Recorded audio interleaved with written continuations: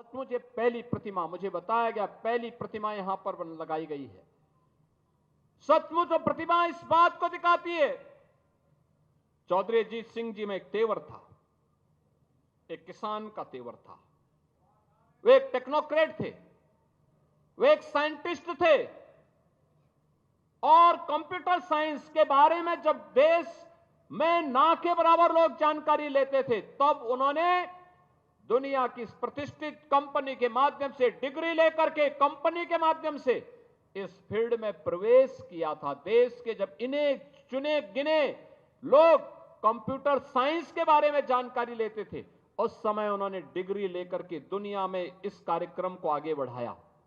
लेकिन जब देश को आवश्यकता पड़ी उनकी सेवाओं की, उस पैकेज को ठोकर मार करके वापस अपने देश में आए और फिर देश की सेवा करते हुए उन्होंने पूरा जीवन अन्नदाता किसानों के लिए, युवाओं के लिए, भारत के विकास के लिए जीवन के भारत सरकार के अलग अलग मंत्रालयों को नेतृत्व देते हुए उन्होंने इस कार्यक्रम को आगे बढ़ाया। आज वे हमारे बीच नहीं है, लेकिन उनकी स्मृतियां हमारे बीच में है, उनका मार्गदर्शन हमारे बीच में है, उनके द्वारा किए गए कार्य हमारे बीच में है। उससे प्रेरणा लेकर के आगे बढ़ने की आवश्यकता है।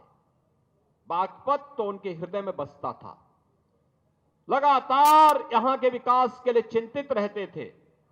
आज जो विकास हम पश्चिमी उत्तर प्रदेश में करा पा रहे हैं, ये चौधरी चरण सिंह जी को उनके द्वारा प्रदेश के अंदर मुख्यमंत्री के रूप में, केंद्रीय मंत्री के रूप में उनका जो मार्गदर्शन उस कालखंड में प्राप्त हुआ, उनके संदर्भों को लेकर के ही हम आगे बढ़ पाते हैं।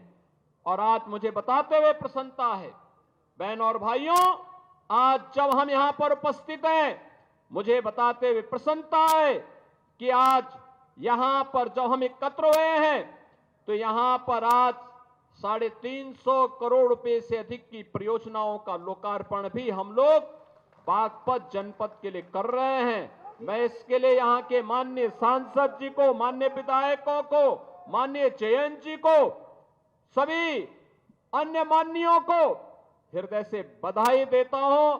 आप सभी को अपनी शुभकामना देता हूं। बहनों और भाइयों, आज मुझे बताते हुए प्रसन्नता है कि यहां पर विकास की इन बड़ी बड़ी परियोजनाओं के साथ कनेक्टिविटी की योजना भी है, नए संस्थान बनाने के कार्यक्रम भी है, सड़कों के निर्माण का कार्यक्रम भी है। ये बागपत का तो अपना इतिहास है। याद करिए, 5000 साल पहले जब दुनिया में अंधकार था, दुनिया को किसी प्रकार की कोई जानकारी नहीं थी, तब 5000 साल पहले पांडवों ने जो 5 गांव मांगे थे, उनमें से बागपत एक गांव था, बागपत एक था। किसका इतिहास है? 5000 साल पहले का।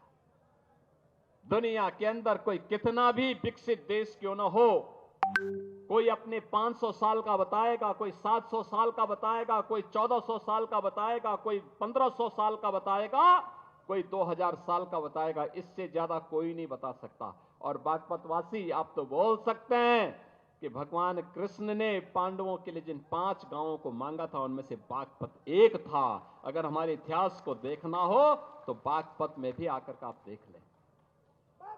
लेकिन बहनों और भाइयों, एक तरफ आप सभी अपनी मेहनत से, हमारा अन्नदाता किसान अपनी मेहनत से, अपने खून और पसीने की कमाई से विकास में योगदान दे रहा है, प्रधानमंत्री मोदी जी के विजन को प्रभावी ढंग से आगे बढ़ाने का काम कर रहा है।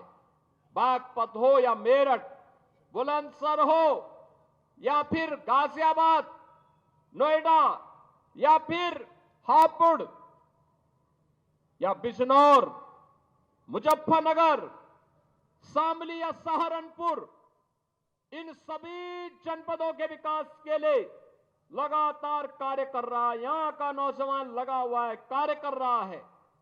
और दूसरी तरफ कुछ लोग